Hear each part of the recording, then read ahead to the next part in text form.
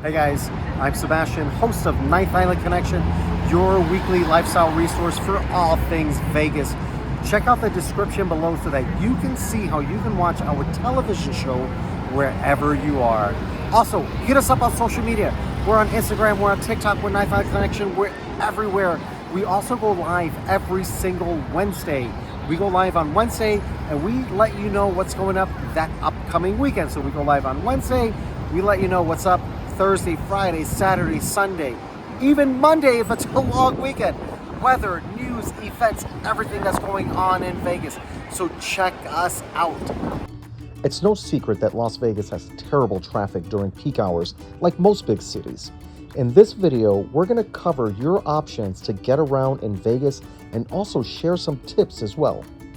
Now, we try our best to avoid being on the roads during the busy times. However, we've noticed lately that traffic in Vegas, especially around the Strip and downtown, has gotten so much worse. And this is regardless of the time of day or even the day of the week. If you tune into our weekly live, you know that I'm always talking about traffic and how much worse it's gotten because of all the construction that's happening. There's the big Tropicana project that impacts the 215, and then there's the F1 that is just a complete mess around the Strip.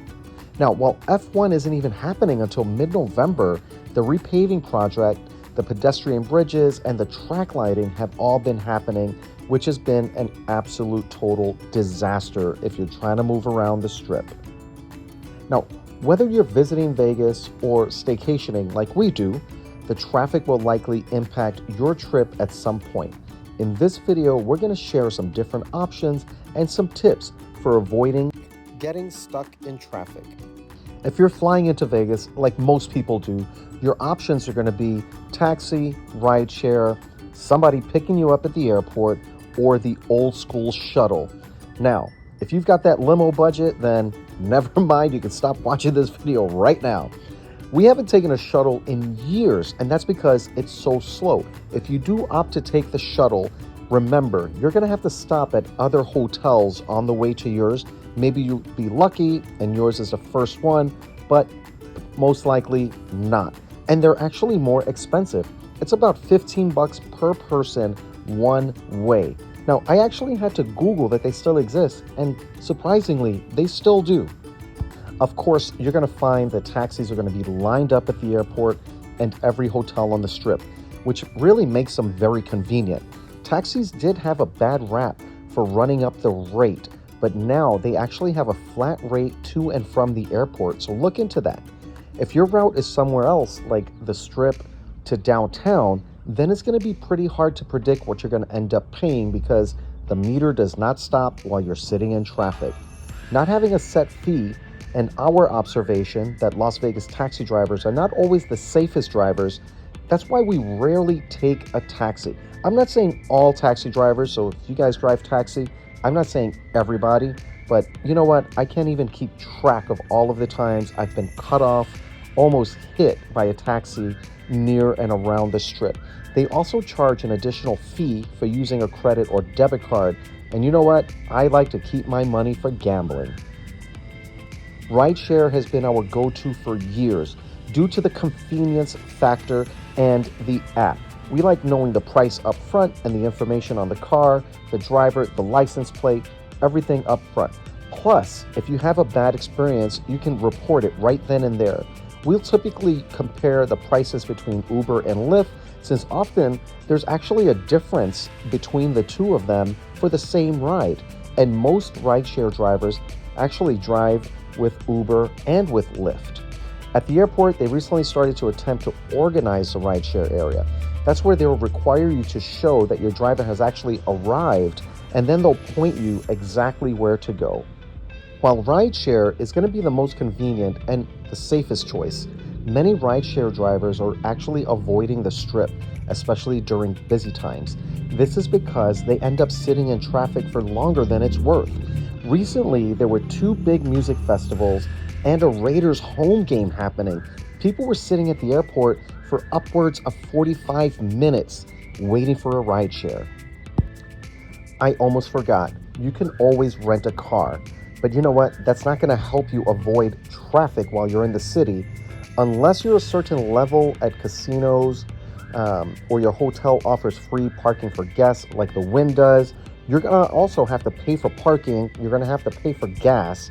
I would 100% avoid it unless you're planning doing some exploring away from the strip.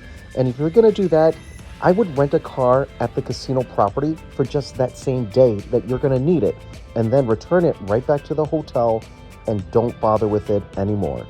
If you're going to be staying on the strip, which most people do, and you're planning on attending an event, it's 100% a best practice to stay near where the event is taking place. For example, if you're going to an event at Allegiant or Michelob Ultra, Mandalay Bay is your best bet.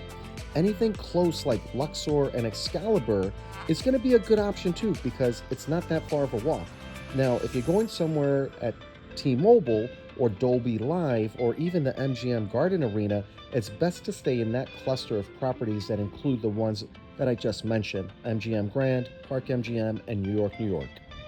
Another option is going to be to use the free trams. And yes, they are actually free. You don't have to gamble to qualify for these. It's just a free service here in Las Vegas. The first one is going to be the one that runs from Mandalay Bay to Excalibur. Now, this one also stops at Luxor, but over there you can actually just walk through the properties without going outside. There's also the tram that runs between Bellagio and Park MGM. That one is also going to stop at Vdara, Shops at Crystal, and Aria.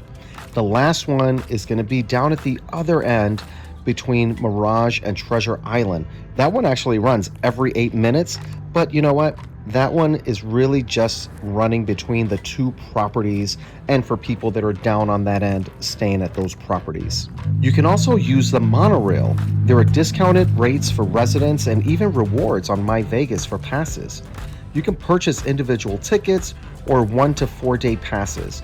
The cons about the monorail though is that it's pretty much a walk to get to them from the stations. You're going to be walking through the entire casino property from Las Vegas Boulevard to get to the monorail. Now, I'm going to put a link here in the description on a video that we did for more information on the monorail.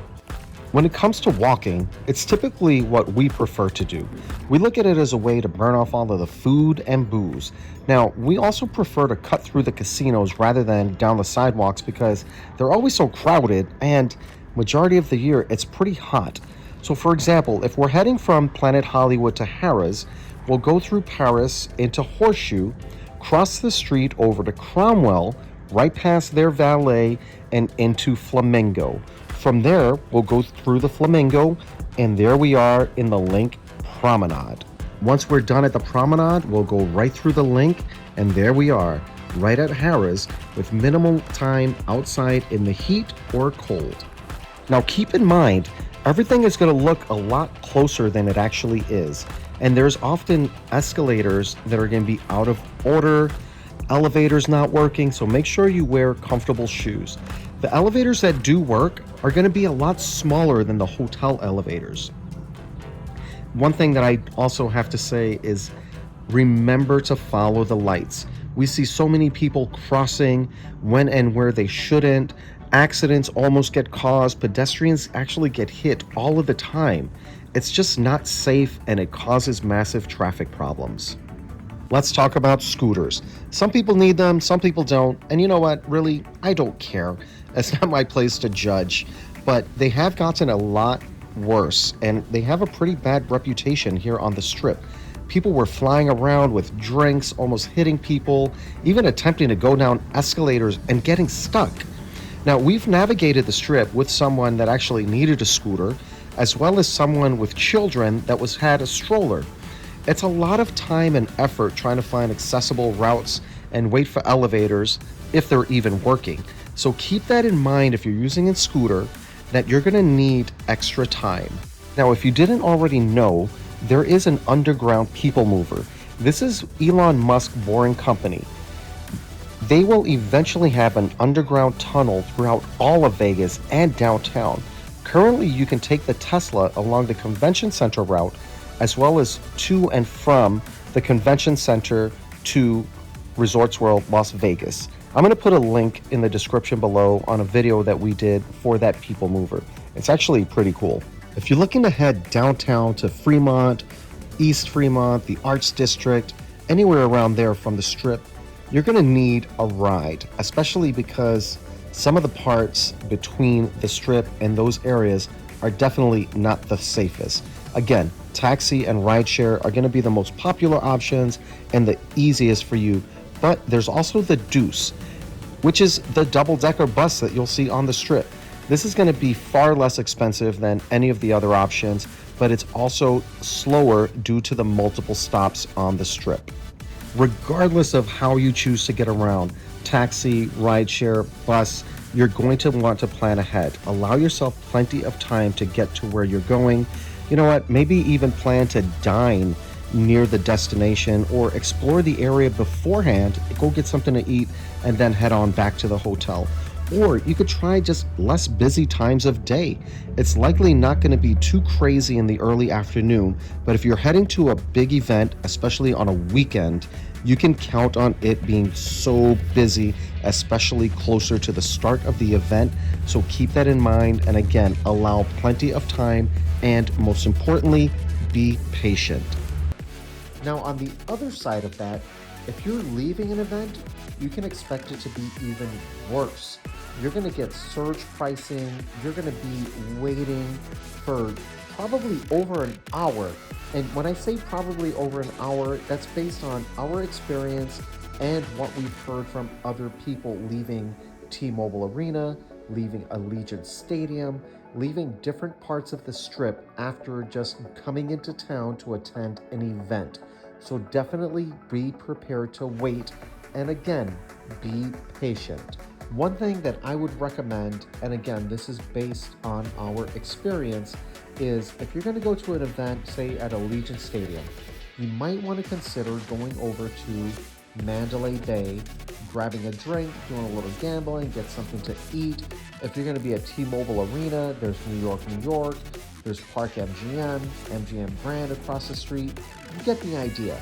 Plan on staying around a little bit later after the event until surge pricing goes down.